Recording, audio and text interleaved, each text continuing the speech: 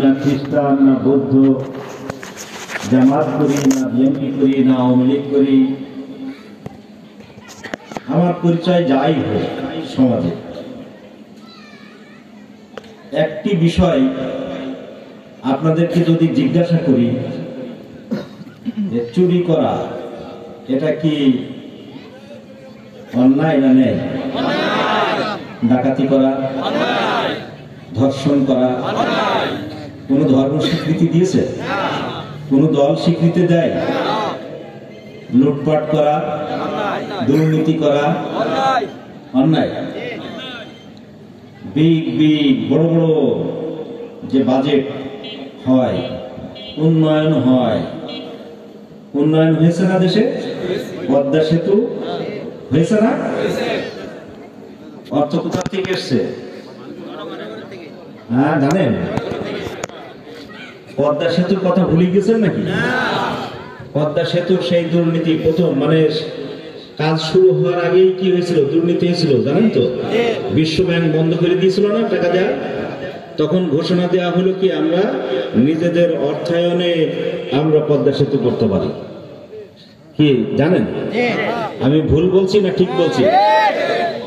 তাহলে আমাদের নিজস্ব অর্থায়নে যদি পদ্মা সেতু তৈরি হয়, তাহলে ইদানিং কালে কি আপনারা পদ্মা সেতু দিয়ে কেউ গিয়েছেন? টোল আদায় করে চায়না না, জানেন নাকি? হ্যাঁ ভুল বলছি নাকি? টোল আদায় করে কারা? কেন? কেন?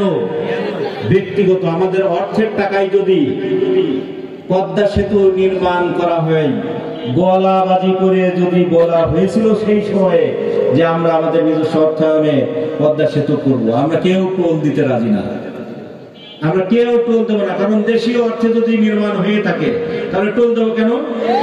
এই প্রশ্ন জাতি করবে কি করবে না? এর প্রতিবাদ করতে হবে কি হবে না?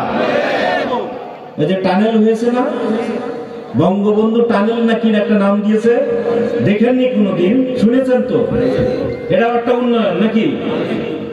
তো সব উন্নয়নের ভিতরে আর একটা যে উন্নয়ন আছে সেটা কি কেউ জানে?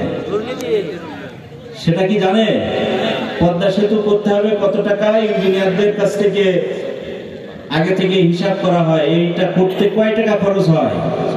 তাহলে 100 টাকা খরচ হয়, তাহলে ওখানে লেখো 500 টাকা, তাহলে ওই প্রকল্পটা দেওয়া হবে। তাহলে খরচ হবে 100 টাকা, প্রকল্প ব্যয় নির্ধারণ করা হলো কত? 500 টাকা। 400 টাকা কার পকেটে গেল?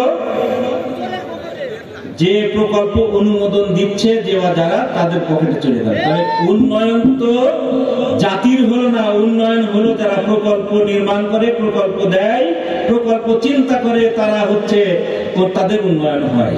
যার কারণে আজকে বাংলাদেশ দেখছি 5 তারিখের পর থেকে মানুষের ঘরে ঘরে ব্যাংকের ভোল্ট হয়ে গেছে। যেখানেই হাত দেয় সেখানেই কোটি কোটি টাকা, যেখানেই হাত দেয় হাজার হাজার কোটি টাকা।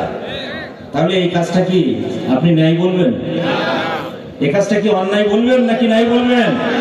অন্যায় বলতে মানে রাজি আছেন কারা? অন্যায় এটা সবাই, এটা অন্যায়, ঠিক আছে? এই অন্যায়ের পথ বন্ধ করা দরকার।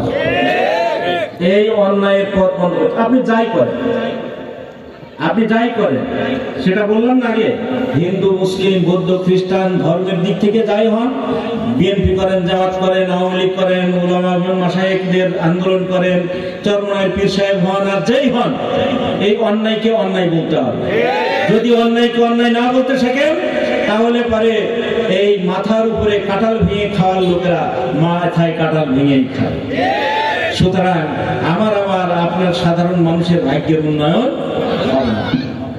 যেটাকে আমরা অন্যায় সবাই সর্বজন বিদিত, চুরিকে চুরি বলা শিখতে হবে, অন্যায়কে অন্যায় বলা শিখতে হবে। বাংলাদেশ জামাত ইসলামী এই শিক্ষায় বাংলাদেশের আপামর জনসাধারণের কাছে দেয়। একমাত্র আল্লাহর জমিনে আল্লাহর দ্বীন কায়েম যদি হয় এবং সৎ যোগ্য খোদাগুলোর নেতৃত্ব যদি প্রতিষ্ঠা করা সম্ভব হয়, তাহলে